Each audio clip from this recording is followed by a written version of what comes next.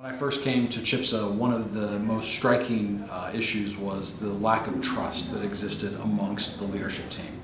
And it was a difficult thing for me to get to the bottom of and to really understand what the source or the genesis of that distrust was among the leaders. Working closely with Avik and his team over time, one of the things we've done is really moved to where the team is more unified.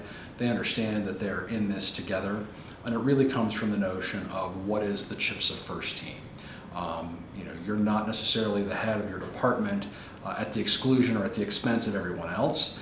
You're an integral part of a bigger team. Two of the primary departments at CHPSA Hospital were sometimes at odds with each other, and there was a lot of friction between those two departments.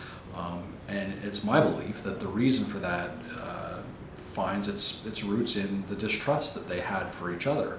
Once we realized that we were all on the same team, the unity and the harmony that exists among those two departments in particular, but among the leadership team as a whole, has really been significant. And the way that it moves the business forward is that for the first 6 months of my tenure here, I probably spent a good 40% of my energy at the hospital diffusing tension and trying to get to the bottom of what the real issue was, trying to make a determination about whether or not somebody was being positional or whether somebody was really raising a legitimate issue that was worthy of the team's time to investigate, to get to the bottom of, and then solve.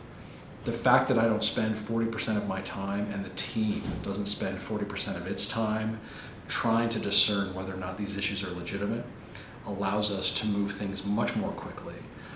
There's a sense of camaraderie and a sense of unity and really a perpetuation of what it means to be a healing institution.